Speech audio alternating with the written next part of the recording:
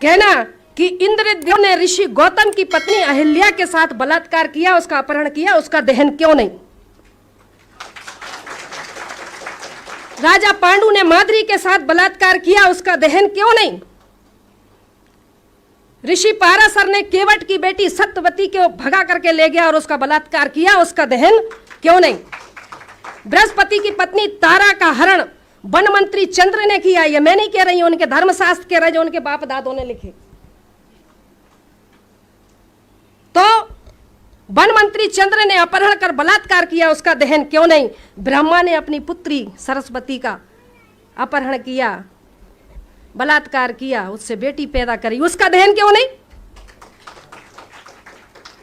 राजा नरक की रानियों के साथ कृष्ण ने जबरदस्ती विवाह किया, उसका भी तो दहन होना चाहिए ना।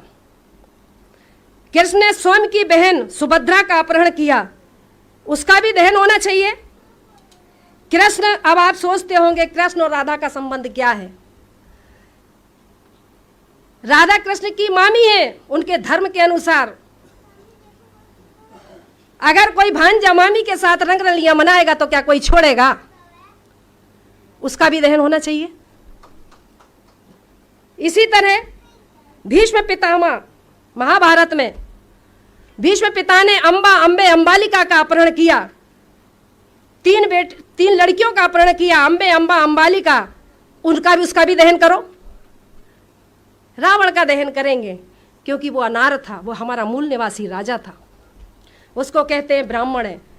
वाल्मीकि जो को कहते हैं ब्राह्मण है। आज हमारा जो भंगी समाज है, वाल्मीकि समाज है, वो सोचता है कि वाल्मीकि जी ने रामायण लिखी। अगर रामायण लिखी तो सुंदरकांड के दोहा क्रमांक 58 में यह क्यों लिखा कि ढोल गवार शूद्र पशु नारी सकल तारणा के अधिकारी? क्यों लिखा? यह लिखा है। ब्राह्मण जितने भी हमारे देश में आक्रांता आए, सबने भाषा के नाम पर बेवकूफ बनाया। आर्यों ने संस्कृत के नाम पर, आर आए, हुण आए, शक आए, फ्रांसीसी आए, मुगल आए, अंग्रेज आए, सब तो हमें बेवकूफ बनाएगा, क्योंकि ये देश सोने की चिड़िया था, इसमें दूध की नदियां बहती थीं। इस देश को लूटने वाले यही है। 4 वर्ण बनाए, 4 धाम बनाए, 4 यज्ञ बनाए। यज्ञ कौन से थे मालूम है आपको? यज्ञों के नाम पर नर बलि दी जाती थी, यज्ञों के नाम पर पशु बलि दी जाती थी, यज्ञों के नाम पर गौ की बलि दी जाती थी।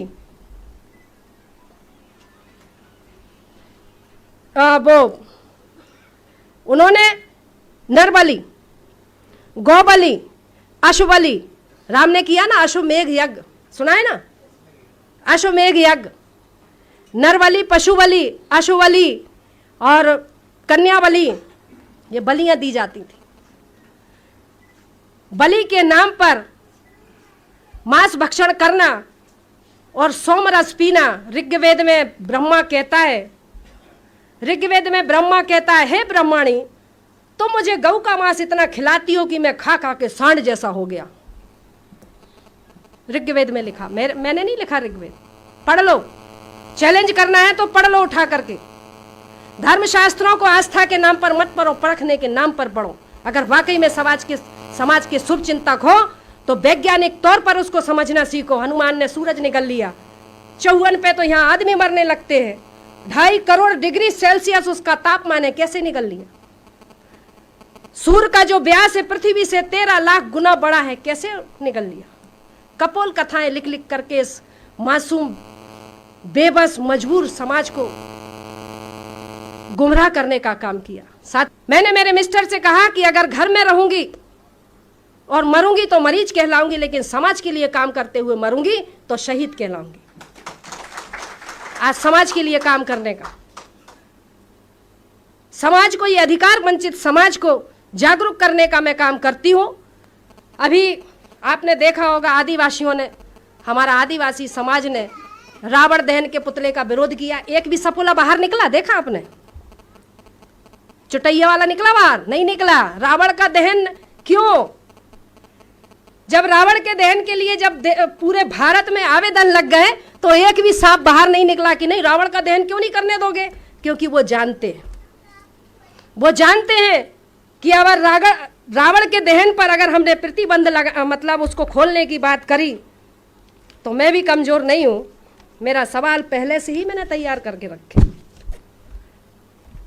मैंने सभी संगठनों को लिख करके दे दिया कि अगर आपके ऊपर कोई डबल FIR करता है कि रावण के दहन होना चाहिए, तो मैंने कहा सबसे पहले उससे पूछना कि अगर रावण का दहन एक स्त्री के हरण के लिए किया जाता है तो सबसे पहला अदालत में जजों के सामने, हाई कोर्ट का जज हो या सुप्रीम कोर्ट का जज हो, कहना कि इंद्रदेव ने ऋषि गौतम की पत्नी अहिल्या के साथ बलात्कार किया, उसका अपहरण किया, उसका दहन क्यों नहीं?